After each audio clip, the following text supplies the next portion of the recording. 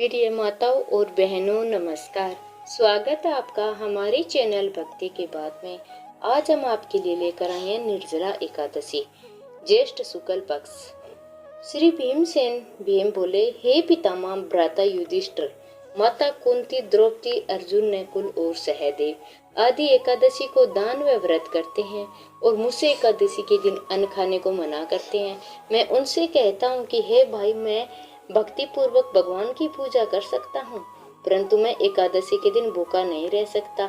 इस पर व्यास जी बोले, हे भीमसेन, यदि तुम नरक को बुरा और स्वर्ग को अच्छा समझते हो तो प्रत्येक माह की दोनों एकादशी को अन्न न खाया करो। इस पर भीमसेन बोला, हे पितामह, मैं आपसे पहले ही कह चुका हूँ कि मैं एक दिन एक समय भोजन किए बिना नहीं रह सकता, फिर मेरे लिए पूरे दिन का उपवास करना कठिन है।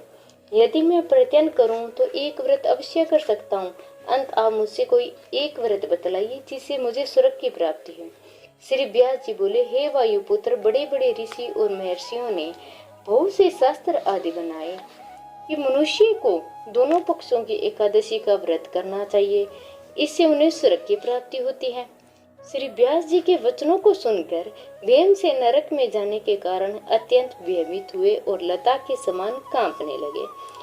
वे बोले, हे पितामह, अब मैं क्या करूं, क्योंकि मुझे यह व्रत नहीं हो सकता। अंत आप मुझे कोई एक ही व्रत बतलाइए जिससे मेरी मुक्ति हो जाए। और इस पर श्री व्यास जी बोले, हे भीमसेन, कृष्ण और मिथुन संक्रांति की मध्य ज्येष्ठ माह की शुक्ल पक्ष की एकादशी होती है, उसका निर्जला व्रत करना चाहिए। इस एकादशी के व्रत में स्नान और आचमन में जल वर्जित नहीं है, लेकिन आचमन में 3 माह से जल से अधिक जल नहीं लेना चाहिए। इस पर आचमन से शरीर की शुद्धि हो जाती है। आचमन में 7 माह से अधिक जल मदपान के समान है। इस दिन भोजन करने से व्रत नष्ट हो जाता है। यदि सूर्योदय से सूर्यास्त तक मनुष्य जलपान न करे तो उसे 12 एकादशी की फल की प्राप्ति होती है। और द्वादशी के दिन सूर्योदय से पहले ही उठना चाहिए और स्नान करके ब्राह्मण को तथा योगदान देना चाहिए और इसके पश्चात भूखे ब्राह्मण को भोजन कराना चाहिए तथा पश्चात सव्य भोजन करना चाहिए। इसका फल संपूर्ण एकादशियों के फल के बराबर है। हे भीमसेन, सव्य भगवान ने मुझसे कहा था कि इस एकादशी का पुण्य समस्त तीर्थों और दोनों के पुण्य के बराबर है। एक दिन निर्जल रहने से मनुष्य सब पापों से मुक्त हो जाता है। जो मनुष्य निर्जला एकादशी का व्रत करते हैं उनको मृत्यु के समय भयानक यमदूत नहीं दिखते और उस समय भगवान विष्णु के यमदूत स्वर्ग से आते हैं और उनको पुष्पक विमान पर बैठाकर स्वर्ग ले जाते हैं। अंत संसार में सबसे श्रेष्ठ निर्जला एकादशी का व्रत है। अंत यत्न पूर्वक इस एकादशी का निर्जला व्रत करना चाहिए। उस दिन ओम नमो भगवते वासुदेवाय मंत्र का उच्चारण करना चाहिए।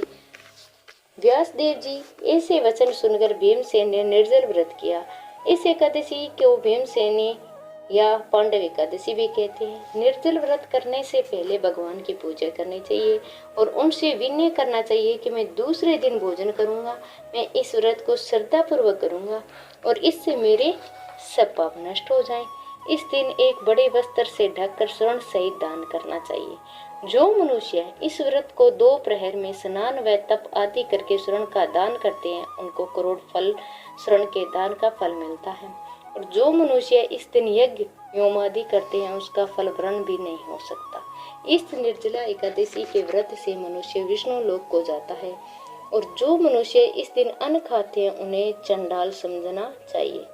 वे अंत में नरक में जाते हैं। ब्राह हत्यारे, मदपान करने वाले, चोरी करने वाले और गुरु से द्वेष करने वाले, असत्य बोलने वाले इस व्रत को करने को स्वर्ग हो जाते हैं। हे कुंती पुत्र, जो पुरुष या स्त्री इस व्रत को श्रद्धा पूर्वक करते हैं उनका निम्नलिखित कर्तव्य है। उन्हें सर्वप्रथम विष्णु भगवान की पूजा करनी चाहिए तथा पश्चात गौ का दान करना चाहिए। उस दिन ब्राह्मणों को दक्षिणा मिष्टान आदि देना चाहिए। निर्जला के दिन अन्न, वस्त्र, छत्र, उपना आदि का दान करना चाहिए। जो मनुष्य इस कथा को प्रेम पूर्वक सुनते व पढ़ते हैं उसको स्वर्ग की होती है। अगर कहानी अधूरी हो तो पूरी करना और पूरी हो तो मान रखना। वीडियो को लाइक और शेयर ज़रूर करना और कमेंट बॉक्स में हर हर महादेव लिखना। और चैनल पर नए हो तो चैनल को सब्सक्राइब करना।